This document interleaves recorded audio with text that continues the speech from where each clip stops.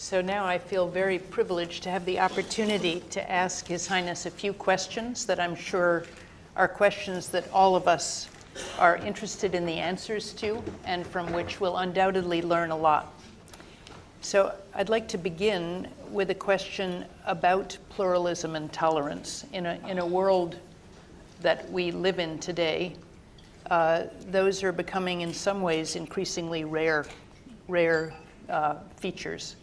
And I would really love your comments as a leader in that field as to how one can promote pluralism and tolerance and your own experience in that sphere. We found that through much of Africa, through much of Asia, there was rejection of pluralism. There was competition. There was no common purpose. And it was, I think, anchored in poverty. It was fighting to fight poverty. It was not fighting to fight for hope, for aspiration, for common purpose. It was fighting poverty.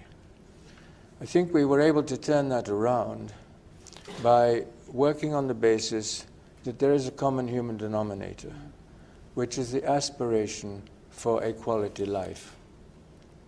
And if you can find that notion of a cosmopolitan ethic, and you can bring people together around the definition of cosmopolitan ethic, then I think you have a sound foundation on which to build pluralism.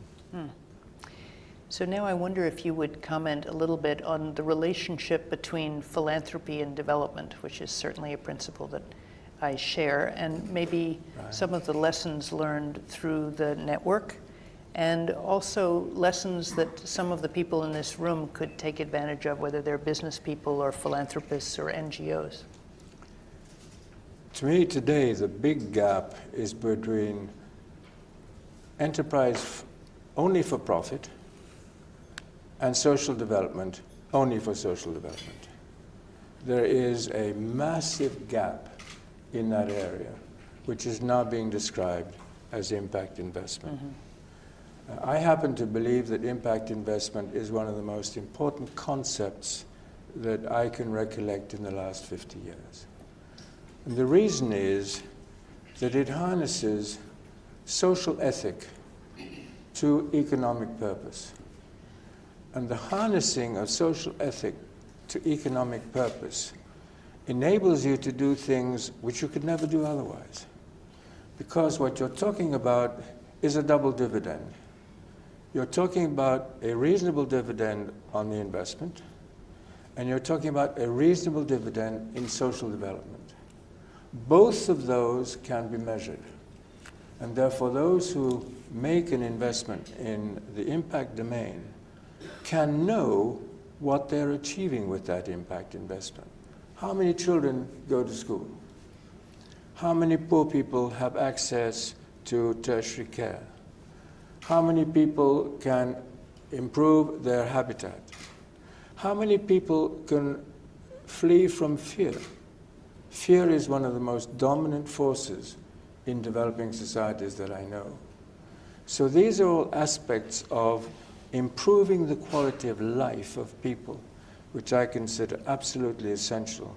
And it is only achievable, I think, through this combination of ethical purpose in economic development and ethical purpose in social development. Probably some people in this room are very familiar, and others might not be as familiar with the traditions of social conscience within Islam. And I wonder if you could enlighten us both about the thinking and also how you've translated that into practice.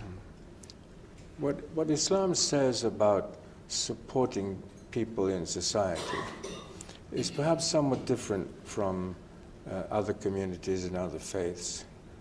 The premise that Islam works on is not just helping, but helping to render the individual capable of governing his or her destiny. You are not just helping them away from poverty. You're giving them the means to propel themselves and their families into their future in ways which they control.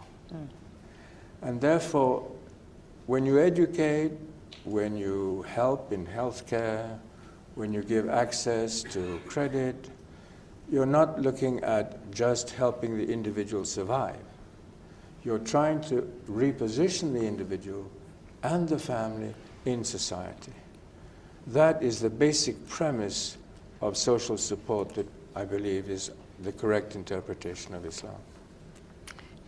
And would you say that in doing that, because often the communities that you support are very poor and probably somewhat isolated, that the safety that you were able to create, the sense of safety, was an important piece of the giving up some of the fear, beginning to feel a sense of hope, and then being able to live out of the heart? Absolutely. People coming together around a common purpose are much stronger, for example, in eliminating corruption. When an individual faces corruption, that's a problem.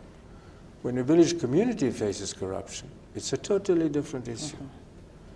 And in fact, corruption in civil society is probably one of the most damaging forces that we're trying to deal with every day. It's not only corruption at the level of government.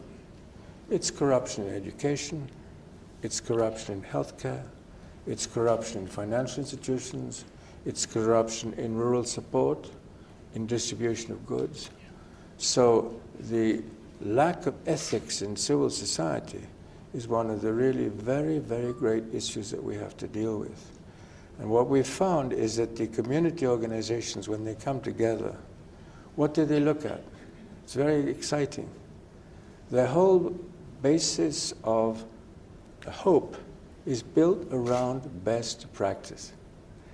They reject all the things that have damaged them individually, and they come together and say, we want a new future, built around new people whom we choose because we trust them.